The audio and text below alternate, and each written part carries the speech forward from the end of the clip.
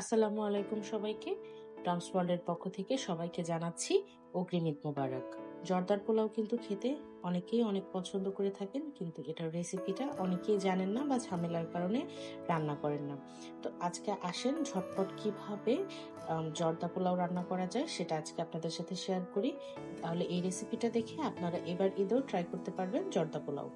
প্রথমে এখানে আমি কড়াইয়ের মধ্যে পানি গরম হতে দিয়েছি। পানিটা গরম হয়ে যাওয়ার পরে আমি এখানে একটু জর্দার রং দিয়ে দিলাম সামান্য। আর আগে থেকে প্রায় 30 মিনিট আগে আমি এখানে চাল ভিজিয়ে রেখেছিলাম, বাসমতি চাল। সেই বাসমতি চালটা এবার আমি পানির মধ্যে দিয়ে দিচ্ছি।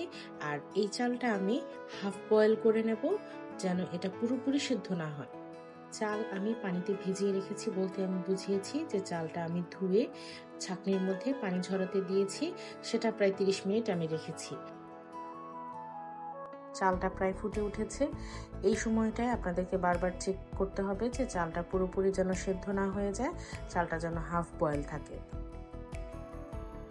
চাল যখন ফুটে উঠেছে এই সময় আপনি একটু এটা টিপে চেক করে দেখবেন যেন এটা হাফ বয়েল হয়েছে কিনা। তো আমাদের চাল হাফ বয়েল হয়ে গিয়েছে। এবার আমি এটা স্ট্রেনারের মধ্যে ছেঁকে নেব। বাসমতি চালের এই ভাতটা এবার আমি স্ট্রেনারের উপরেই ছড়িয়ে দেব, যেন এটার ভাপে বেশি সিদ্ধ না হয়ে যায়, ভাপটা যেন বের হয়ে ঠান্ডা হয়ে যায়।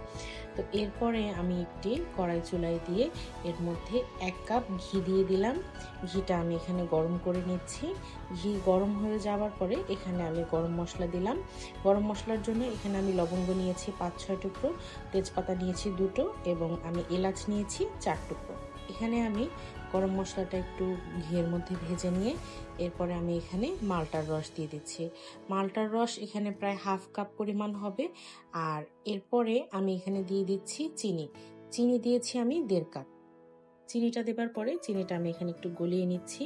আরেকটা কথা বলে রাখি, যারা এখানে মালটার রস ব্যবহার করতে চাচ্ছেন না তারা মালটার রসের পরিবর্তে এখানে সামান্য একটু পানি অ্যাড করবেন।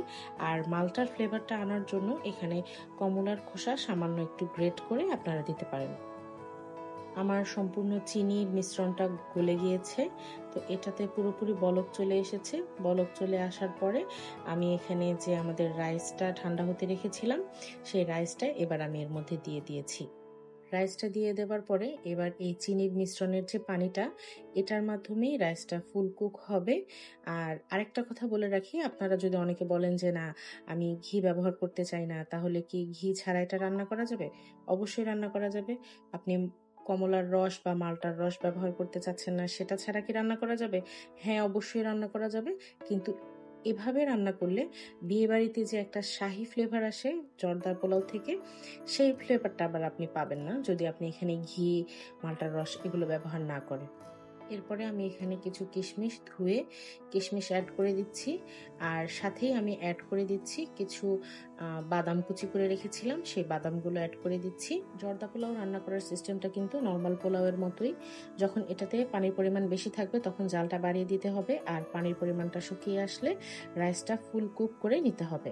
জর্দার মধ্যে মোরব্বা কিন্তু খুবই ভালো লাগে, কিন্তু ইনস্ট্যান্ট আমার কাছে মোরব্বা ছিল না, তাই আমি এটা রান্না হওয়ার পরে মোরব্বা এনে তারপরে এটা আমি একটু দমে দিয়ে কুক করে নিয়েছি। আমি কিন্তু ছোটবেলায় জর্দা পোলাও খেতাম শুধুমাত্র এই মিষ্টির লোভে পড়ে। আমি মনে করি আমি একাই এই দলে নয়, আমার মতো আরো অনেকেই আছে যারা ছোটবেলায় বা এখনো জর্দা খায় শুধুমাত্র এই মিষ্টির জন্য। যারা জর্দা পোলাও রান্না করতে পারেন তারা তো অবশ্যই পারেন, আর যারা পারেন না তারা অবশ্যই এবার ঈদে একবার ট্রাই করে দেখবেন আমার এই রেসিপি দেখে। আশা করি আপনার এবং আপনার বাসার সবার খুব ভালো লাগবে এই জর্দা পোলাও। আজকে আর কথা না বাড়িয়ে এখানে ভিডিওটা শেষ করছি, কিন্তু যারা এতক্ষণ ভিডিওটা দেখলেন তাদের সবাইকে আমার অনেক ভালোবাসা। ঈদ মোবারক। আপনারা সবাই খুব ভালো থাকবেন, নিজের পরিবার এবং প্রিয়জনদের নিয়ে খুব দারুণ একটা ঈদ কাটান। সবাইকে অগ্রিম ঈদ মোবারক। আল্লাহ হাফেজ।